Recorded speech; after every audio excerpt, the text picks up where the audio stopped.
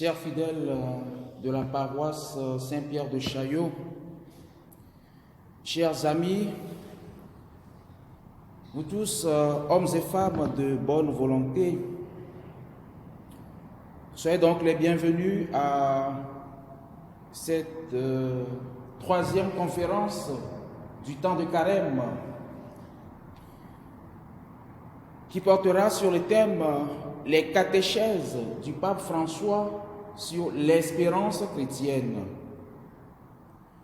Nous avons choisi cette année comme thème pour tout ce temps de carême, pendant ces 40 jours, de réfléchir sur l'espérance chrétienne comme expérience du salut. L'espérance chrétienne comme expérience de salut. En guise d'introduction, je commence avec cette belle parole de Saint Paul, tirée de Pierre, 1 Pierre chapitre 3 verset 16, qui nous dit « Soyez prêts à répondre à quiconque vous demande raison de l'espérance qui est en vous. » Soyez prêts à répondre à quiconque vous demande raison de cette espérance qui habite en vous. Le pape François, dans ses catéchèses au cours des audiences générales à Rome, du mercredi 7 décembre 2016 au mercredi 4 octobre 2017, a entretenu son auditoire sur l'espérance chrétienne. Et toutes ces catéchèses sont rassemblées dans ce document. Elles ont été éditées, disponibles donc à la maison d'édition Parole et Silence. J'ai eu mon exemplaire à la procure, donc vous pouvez vous en procurer. C'est une série de 34 catéchèses. En 50 minutes, vous convenez avec moi qu'on ne peut pas exploiter toutes ces catéchèses, mais j'en ai choisi 4. Nous allons donc faire une lecture de ces catéchèses et comme une forme de glose, j'essaierai de faire des commentaires par moment sur le message que le Saint-Père, le pape François, nous adresse. Soyez donc prêts à répondre à quiconque vous demande raison de l'espérance qui est en vous. Cette parole de la première épître de Pierre place l'espérance au cœur de la mission de l'Église et de notre mission de baptiser. Elle nous rappelle que la bonne nouvelle est une source d'espérance, non seulement pour nous, mais aussi pour tous les hommes. D'où cette nécessité d'être prêt à répondre à l'espérance qui est en nous. Comment témoigner de cette espérance dans le contexte actuel? Est-il seulement possible de parler d'espérance alors que nous sommes souvent les témoins impuissants de toutes les violences? Est-il juste de parler d'espérance par rapport au réchauffement climatique et surtout dans ce contexte sanitaire un peu particulier avec la Covid? Avons-nous encore raison d'espérer, de porter en nous cette espérance?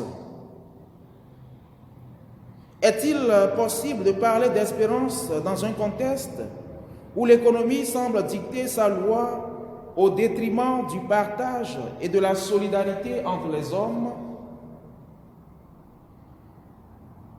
L'espérance est un véritable défi. Dans un contexte qui alimente non seulement une certaine anxiété, mais qui génère aussi bien des angoisses et des peurs. Aussi est-il d'autant plus important de tout mettre en œuvre pour relever un tel défi.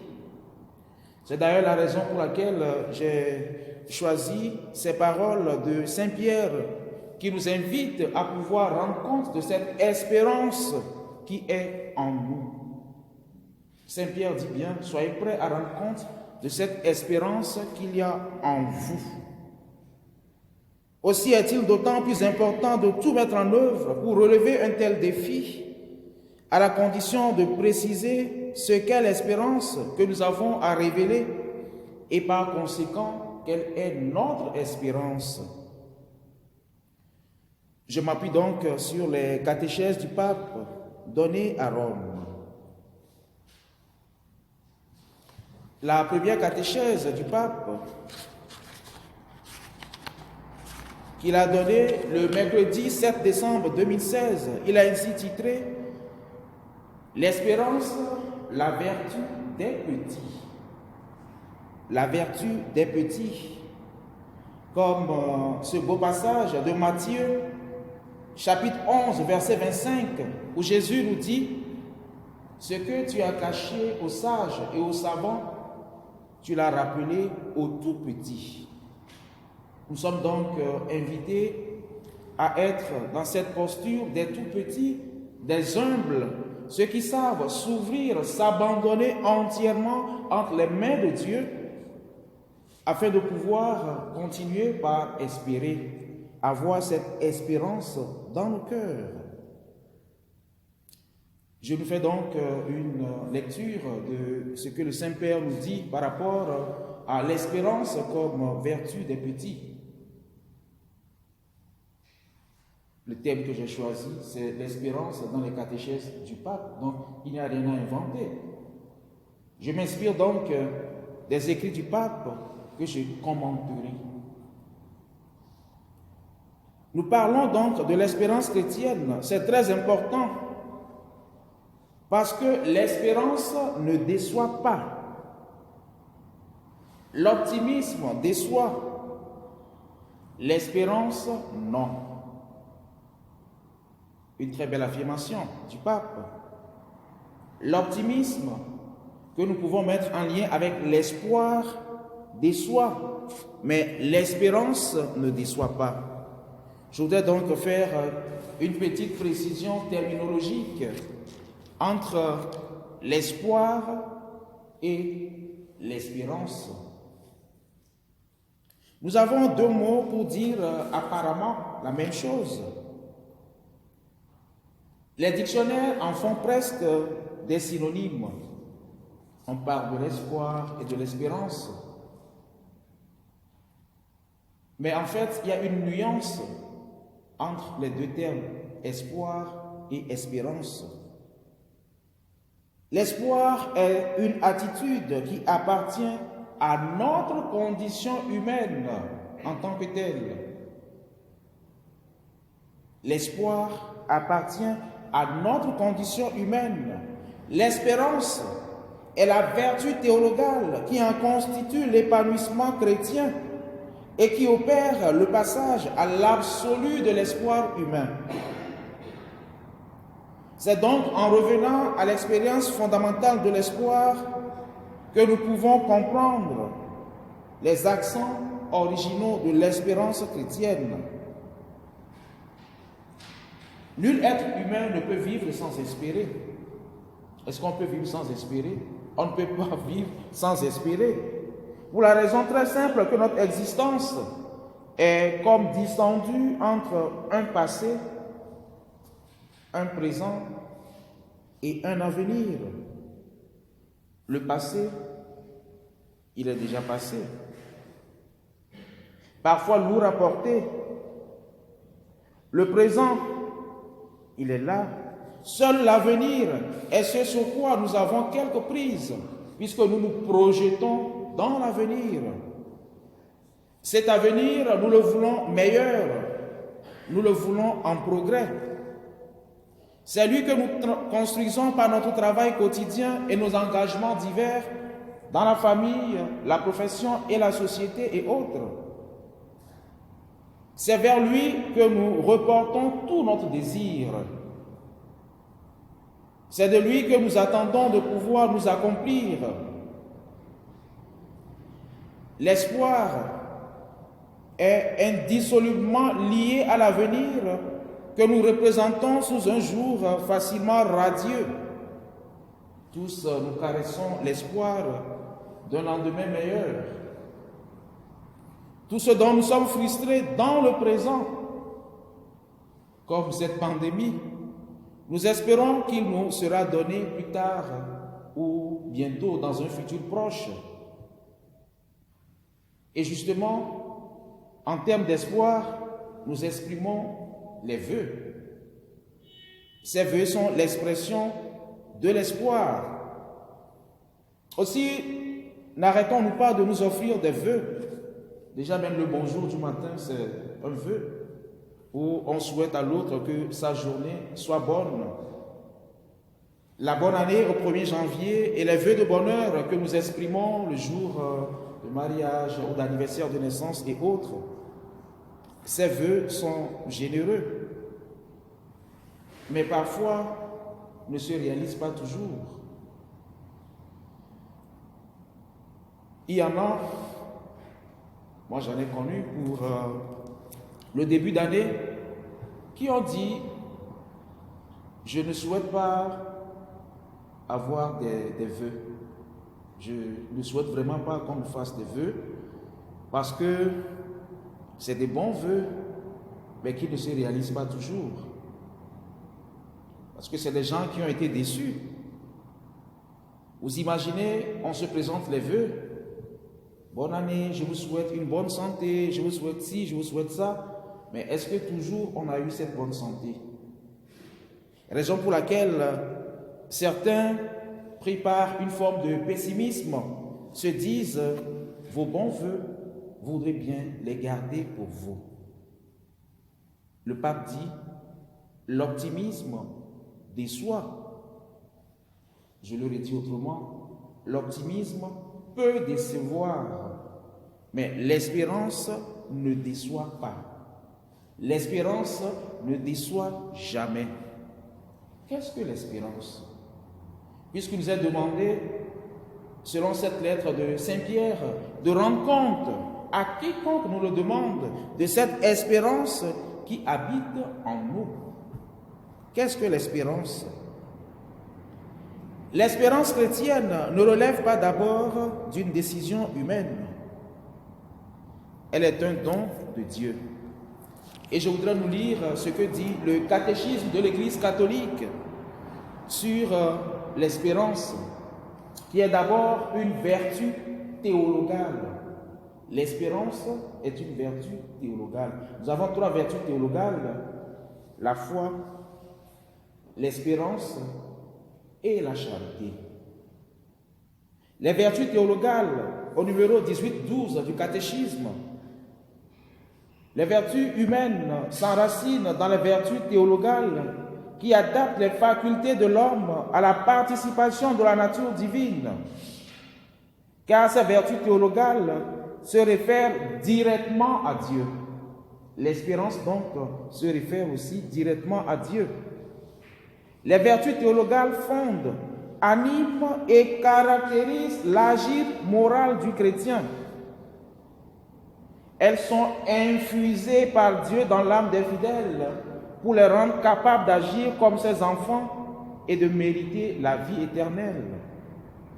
L'espérance chrétienne est donc un don.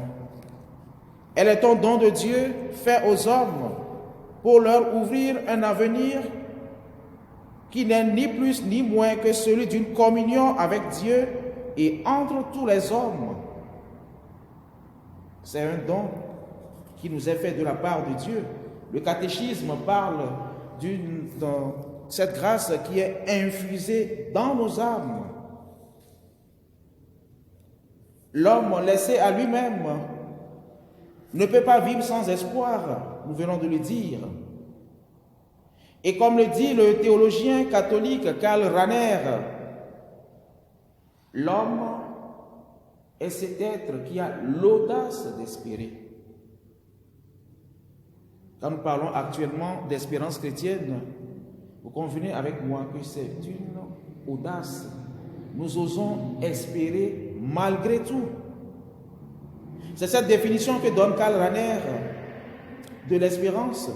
Oser espérer, espérer au-delà même des limites de cette existence terrestre, dans une attitude que l'on peut appeler une attitude religieuse. nous avons vu que nos espoirs sont souvent déçus. Aussi, la question est-elle de savoir s'il reste légitime ou si, à force de se braquer sur le vide, cela ne constitue pas un entêtement déraisonnable. Pourquoi espérer? Est-ce qu'il est légitime d'espérer? Le propre du christianisme est de nous dire et nous rappeler que notre espérance, elle est fondée. L'espérance chrétienne est fondée car elle s'adresse à quelqu'un qui se veut notre partenaire et fait alliance avec nous. Non seulement Dieu existe, mais nous existons pour Dieu qui s'approche de l'homme pour se donner à lui. Notre raison d'espérer, c'est donc Dieu.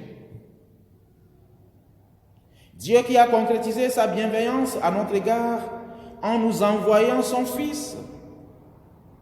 Dieu a tant aimé le monde qu'il a envoyé son Fils unique afin que quiconque croit en lui ne périsse point, mais qu'il ait la vie éternelle.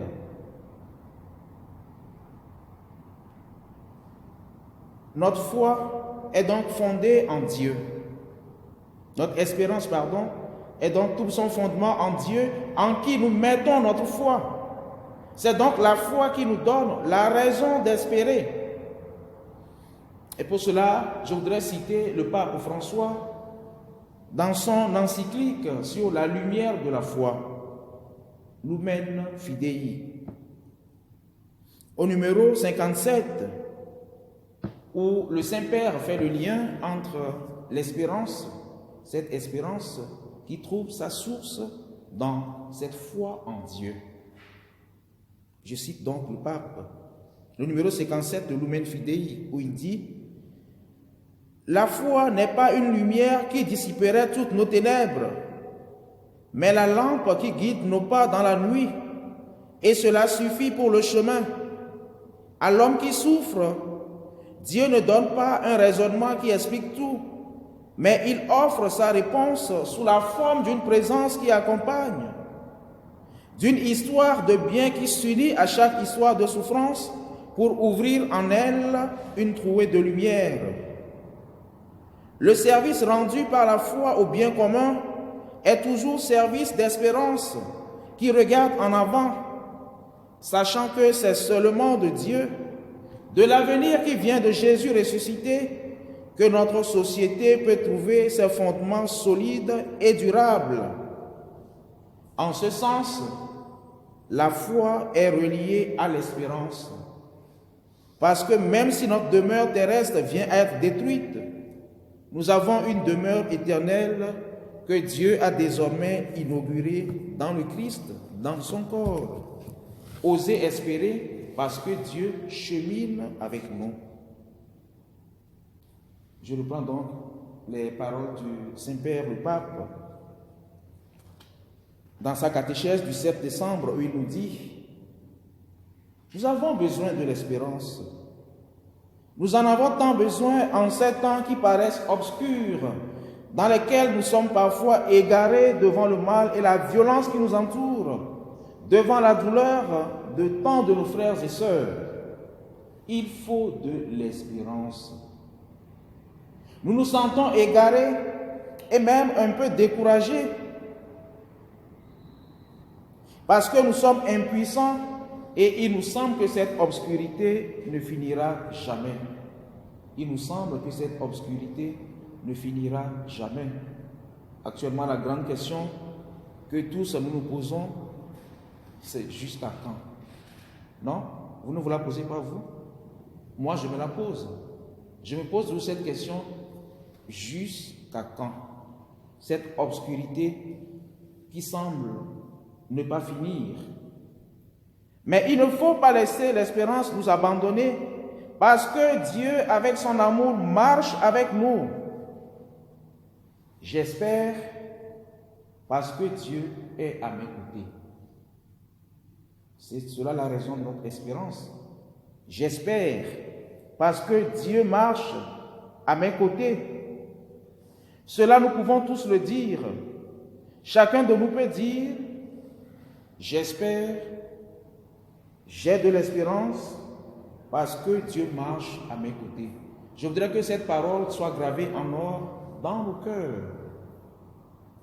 J'espère, j'ai de l'espérance parce que Dieu marche à mes côtés. Il marche et me tient par la main. Dieu ne nous laisse pas seuls. Le Seigneur Jésus a vaincu le mal et nous a ouvert la voie de la vie. Dans cette première catéchèse, je voudrais que nous retenions cette phrase, ces paroles du pape. J'espère, j'ai de l'espérance parce que Dieu marche à mes côtés. C'est cela notre raison d'espérer. Nous espérons effectivement parce que Dieu, qui est un Dieu amour, il marche à nos côtés. Je voudrais ensuite aborder une deuxième catéchèse. La première catéchèse, donc, l'espérance, la vertu des petits, nous rappelle comme premier fondement de cette espérance la foi. Une espérance qui est ancrée, qui trouve sa source dans cette foi en ce Dieu qui chemine avec nous. J'espère, j'ai l'espérance parce que Dieu marche à mes côtés. Lorsque nous avons cette ferme assurance que Dieu ne nous abandonne jamais, qu'il marche à nos côtés, il y a de quoi espérer. C'est cela, l'espérance chrétienne dont il est question. La deuxième catéchèse, c'est celle du 10 mai 2017, celle du 15 février, celle du 15 février 2017, que le pape a titré « Se vanter d'être aimé ». Vous tirez déjà la conclusion. Le second fondement, donc, de cette espérance, c'est dans l'amour. Nous sommes aimés de Dieu. Dieu est amour. Mieux, Dieu n'est qu'amour. La paix qui jaillit de la foi est un don. C'est la grâce de faire l'expérience que Dieu nous aime et est toujours proche de nous. Ne nous laisse pas seuls, ne serait-ce qu'un instant de notre vie. Et cela, comme l'affirme l'apôtre, cela engendre la patience, parce que nous savons que même dans les moments les plus difficiles et bouleversants, la miséricorde et la bonté du Seigneur sont plus grandes que toutes choses, et rien ne nous arrachera de ses mains et de la communion avec lui. Voilà donc pourquoi l'espérance chrétienne est solide. Voilà pourquoi elle ne déçoit pas. Elle ne déçoit jamais. L'espérance chrétienne ne déçoit pas. Elle ne déçoit jamais.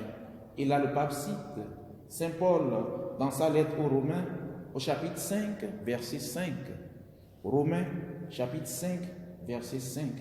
L'espérance ne déçoit pas. L'espérance ne déçoit jamais. Elle n'est pas fondée sur ce que nous pouvons faire ou être, ni sur ce en quoi nous pouvons croire. Son fondement, c'est-à-dire le fondement de l'espérance chrétienne, est ce qu'il peut y avoir de plus fidèle et de plus sûr, c'est-à-dire l'amour que Dieu lui-même nourrit pour chacun de nous. Il est facile de dire « Dieu nous aime ». Nous le disons tous, mais pensez un peu. Chacun de nous est-il capable de dire « Je suis sûr que Dieu m'aime ». Est-ce que nous en sommes convaincus? Sommes-nous convaincus que Dieu est amour et que Dieu nous aime? C'est cela quand Saint Pierre nous demande d'être prêts à rendre compte de cette espérance qui habite en nous. En rendant compte de cette espérance, elle ne va pas sans l'affirmation de cet amour de Dieu, de cette charité. Être convaincu que Dieu est amour, que Dieu nous aime, comme nous sommes, tels que nous nous présentons devant lui. Dieu est amour. C'est un bon exercice que de se dire à soi-même, Dieu m'aime. Se dire à soi-même, Dieu m'aime. Dans la première catéchèse, se dire que Dieu marche à nos côtés. J'espère, j'ai l'espérance parce que Dieu marche à mes côtés. Dans la deuxième catéchèse, j'espère, j'ai l'espérance parce que Dieu m'aime. C'est la racine de notre sécurité, la racine de l'espérance. Et le Seigneur a déversé avec abondance dans nos cœurs l'Esprit qui est l'amour de Dieu comme artisan, comme garant précisément, afin de pouvoir alimenter en nous la foi et maintenir vivante cette espérance et cette sécurité. Dieu m'aime. Mais en ce moment difficile, Dieu m'aime. Et moi qui ai fait cette chose laide et mauvaise, Dieu m'aime. C'est cela l'amour de Dieu. Un amour immérité. Dieu nous aime tels que nous sommes. Lui qui fait pleuvoir la pluie sur le champ des bons et des méchants. C'est cela l'amour de Dieu. Dieu m'aime. Personne ne peut nous ôter cette sécurité. Et nous devons le répéter comme une prière. Dieu m'aime. C'est une courte prière jaculatoire, mais qui dit beaucoup de choses, qui résume cette espérance qui habite en nous. Dieu m'aime. Dieu nous aime. Dieu est amour. Je suis sûr que Dieu m'aime. Je suis sûr que Dieu m'aime. Le pape le répète 2 fois. À présent, nous comprenons pourquoi l'apôtre Paul nous exhorte à nous vanter toujours de cela.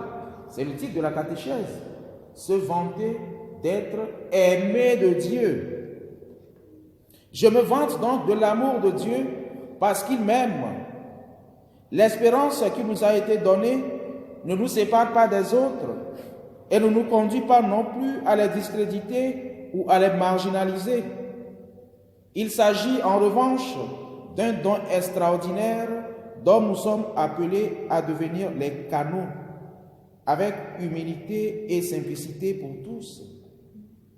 Nous sommes appelés à en être les canaux, avec humilité, la plus grande humilité et la simplicité. Et alors, notre gloire, la plus grande, serait d'avoir comme Père un Dieu qui ne fait pas de préférence, comme je viens de le dire. Il fait pleuvoir la pluie sur le champ des bons et des mauvais.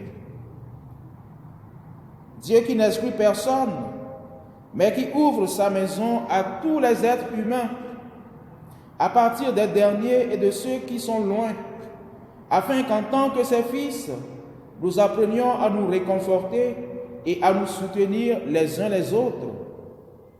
Et n'oubliez pas, c'est la dernière parole de cette catéchèse, et n'oubliez pas, l'espérance ne déçoit pas. Romains, chapitre 5, verset 5, très facile à retenir. Romains, chapitre 5, verset 5.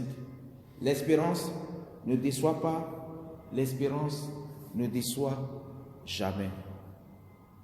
Comme synthèse, la première catéchèse où le pape nous parle de l'espérance comme la vertu des petits, nous invite à nous rappeler de ce Dieu qui chemine à nos côtés. J'espère, j'ai l'espérance parce que Dieu marche à mes côtés. Lui, l'Emmanuel, Dieu avec nous. Dimanche passé, dans les textes que nous avons médités pendant la messe, Saint Paul nous le rappelait. Si Dieu est avec nous, qui sera contre nous? Si Dieu est avec nous, qui sera contre nous? Soyez prêts à rendre compte de l'espérance qui habite en vous. Nous espérons parce que Dieu chemine avec nous, Dieu marche à nos côtés. Nous espérons parce que nous nous sentons aimés de Dieu. J'espère parce que Dieu m'aime. J'espère parce qu'il chemine à mes côtés. L'espérance ne déçoit jamais.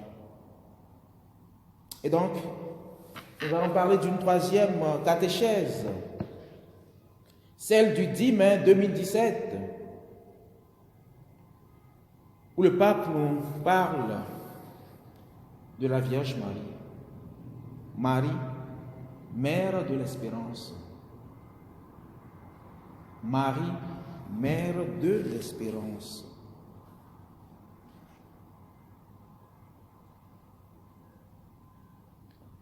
Le long de notre itinéraire de catéchèse sur l'espérance chrétienne, nous nous tournons aujourd'hui vers Marie, mère de l'espérance. Marie a traversé plus d'une nuit sur son chemin de mer. Dès sa première apparition dans l'histoire des évangiles, sa figure se distingue comme s'il s'agissait du personnage d'un drame. Il n'était pas facile de répondre par un oui à l'invitation de l'ange. Marie n'était pas obligée de dire oui. Elle n'était pas obligée de dire oui, et pourtant elle a dit oui. Ce n'était pas facile de répondre par un oui à l'invitation de l'ange. Pourtant, femme encore dans la fleur de la jeunesse, elle répond avec courage. Je suis la servante du Seigneur, qu'il m'advienne selon ta parole. J'ai choisi cette troisième catéchèse pour nous présenter Marie comme étant un modèle d'espérance. Cette vertu théologale de l'espérance en Marie se trouve bien illustrée. Marie nous apparaît comme l'une des nombreuses mères de notre monde, courageuse jusqu'à l'extrême, quand il s'agit d'accueillir dans leur sein l'histoire d'un homme nouveau qui naît. Celui, le fiat de la Vierge Marie, est le premier passage d'une longue liste d'obéissances qui accompagneront son itinéraire de mère. Cela apparaît dans les évangiles,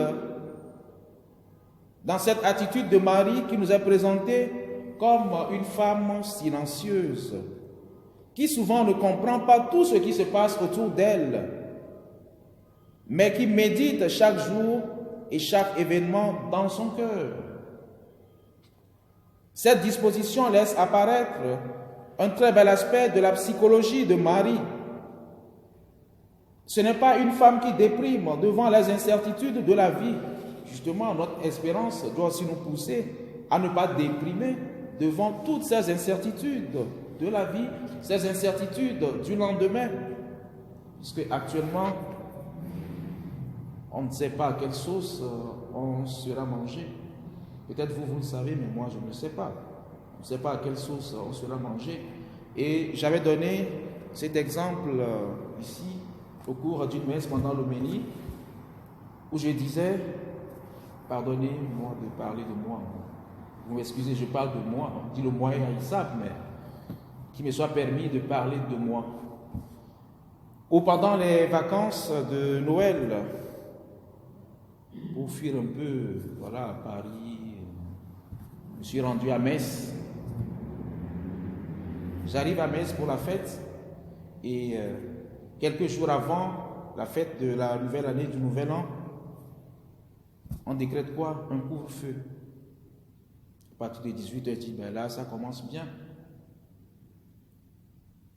Bon, on n'a pas le choix, c'est décrété. Une fois que c'est décrété, on rentre dans le jeu. Et donc, on a fêté la nouvelle année avec les amis, avec le couvre-feu. Or, c'est tout cela que je fuyais en allant à Metz. Voilà, je quitte Metz, j'arrive à Paris, puisque Metz était en couvre-feu, mais Paris, il n'y avait pas encore le couvre-feu à Paris. Or, à peine en quittant Metz pour arriver à Paris, on décrète un couvre-feu pour Paris aussi. Et là, sans vous mentir, ça a été quand même un sacré coup. Je me dis, finalement, donc parlant de cette incertitude, c'est juste pour illustrer cette incertitude où tous, on ne sait pas au juste à quelle sauce on sera mangé. Marie n'est pas non plus une femme qui proteste avec violence, qui se lamente du destin de la vie, qui nous révèle souvent un visage hostile. Elle accueillait tout cela dans son cœur et les méditait. C'est en revanche une femme qui écoute. N'oubliez pas qu'il y a toujours un grand rapport entre l'espérance et l'écoute. Et Marie est une femme qui écoute. Il y a un rapport entre l'espérance et l'écoute. Marie accueille l'existence de la façon dont elle se présente à nous, avec ses jours heureux, mais également avec ses tragédies que nous voudrions ne jamais avoir croisées. Jusqu'à la nuit suprême de Marie, quand son fils est cloué au bois de la croix. Jusqu'à ce jour, Marie avait presque disparu de la trame des évangiles. Les écrivains sacrés laissent entrevoir cette lente éclipse de sa présence, son silence devant le mystère d'un fils qui obéit au Père. Mais Marie réapparaît précisément au moment crucial. Elle réapparaît au pied de la croix. Les évangiles sont laconiques et extrêmement discrets sur l'attitude de la Vierge Marie pendant cette passion sur le chemin de Golgotha et au pied de la croix. Ils enregistrent par un simple verbe la présence de la mère. Il est tout simplement dit, elle se tenait là. Elle se tenait. Jean chapitre 19, verset 25. Elle se tenait. Ils ne disent rien de sa réaction. Si elle pleurait, si elle ne pleurait pas, rien. Pas même une esquisse de description de sa douleur. Mais il faut être quand même courageux pour ne pas pleurer en voyant son fils cloué de la sorte sur une croix. On imagine sûrement que, voilà, cette douleur... Les évangiles disent seulement elle se tenait là au moment le plus terrible, au moment le plus cruel, et souffrait avec son fils. Elle se tenait. Marie se tenait, simplement elle était là. La voici de nouveau, la jeune femme de Nazareth, les cheveux désormais gris à cause du temps qui passe, encore aux prises avec un Dieu qui doit être uniquement embrassé, et avec une vie qui est arrivée au seuil de l'obscurité la plus épaisse. Marie se tenait dans l'obscurité la plus épaisse, mais elle se tenait. Parfois, pour nous encourager, qu'est-ce qu'on se dit? Tenez bon. Non? Ça se dit, non? On se dit, il faut tenir, tenez bon. Pour nous encourager, pour dire, les temps sont certes difficiles, durs, mais il faut tenir. Et l'évangéliste nous rapporte que Marie se tenait. Elle n'est pas partie. Marie est là, fidèlement présente, chaque fois qu'il faut tenir une bougie allumée dans un lieu de brume et de brouillard. Elle ne connaît même le destin de résurrection que son Fils ouvrait à cet instant pour tous les hommes. Elle était là par fidélité au projet de Dieu, dont elle s'est proclamée la servante le premier jour de sa vocation, mais également en raison de son instinct de mère qui souffre simplement chaque fois qu'il y a un enfant qui traverse une passion. Les souffrances des mères. Nous en avons tous connu des femmes fortes qui ont affronté tant de souffrances de leurs enfants. Nous la retrouverons au premier jour de l'Église, elle, mère d'espérance, au milieu de cette communauté de disciples si fragile. Pour cela, nous l'aimons tous comme une mère. Nous ne sommes pas orphelins. Nous avons une mère au ciel, qui est la Sainte Mère de Dieu, afin qu'elle nous enseigne la vertu de l'attente, mais quand tout apparaît privé de sens, l'espérance, Marie, modèle d'espérance, mère de l'espérance, cette espérance qui lui a donné cette force de pouvoir tenir. L'espérance nous donne aussi à nous cette force comme vertu cardinale pour pouvoir tenir devant toute situation et avoir l'espérance. Qu'elle nous enseigne la vertu de l'attente, même quand tout apparaît privé de sens. Elle semble confiante dans le mystère de Dieu, même quand il semble s'éclipser à cause du mal du monde. Que dans les moments de difficulté, Marie, la mère que Jésus nous a offerte à tous, puisse toujours soutenir nos pas, puisse toujours dire à notre cœur, lève-toi, regarde de l'avant, regarde l'horizon, parce qu'elle est mère de l'espérance. Lève-toi, regarde de l'avant, regarde l'horizon. Et pour cela,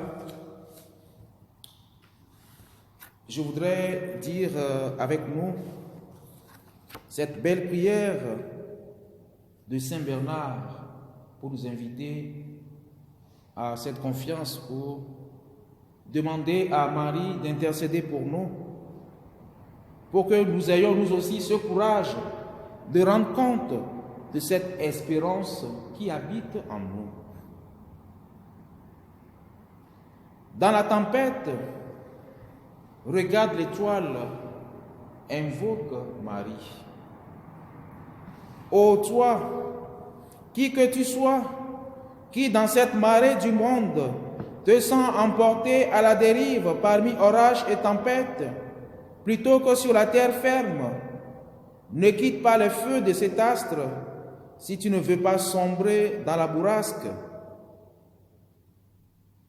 Quand se déchaînent les rafales des tentations, quand tu vas droit sur les récifs de l'adversité, regarde l'étoile, appelle Marie.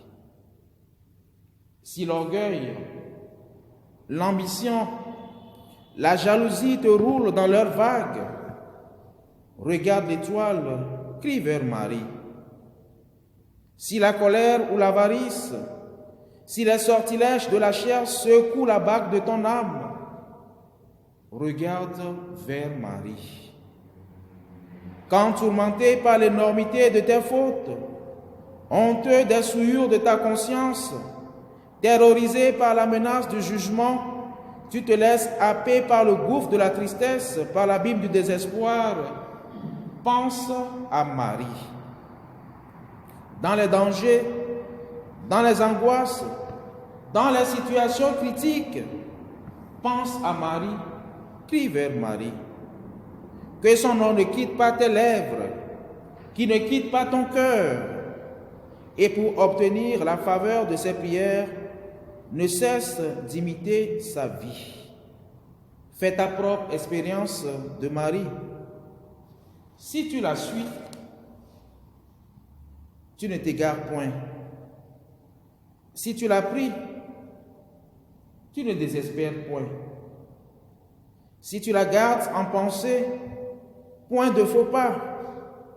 Qu'elle te tienne, plus de chute, qu'elle te protège, plus de crainte, sous sa conduite, plus de fatigue. Grâce à sa faveur, tu touches au port. Et voilà comment ta propre expérience te montre combien se justifie la parole. Le nom de la Vierge était Marie. Cette prière est de Saint Bernard. Et c'est avec cette prière que je clôture ma conférence, mes propos sur ces catéchèses du pape François sur l'espérance. J'avais dit au début que nous allons passer en revue 4 de ces catéchèses. Nous avons parcouru 3. L'espérance comme vertu des petits. Se vanter d'être aimé. Et Marie, mère de l'espérance. la 4e catéchèse dimanche, puisque nous allons reprendre dimanche. Dimanche, je vais y revenir, puisque le temps qui nous est imparti est déjà arrivé à sa fin. Et donc, je vous remercie de votre écoute. Bonne journée et bon temps de carême à tous et à toutes. Merci.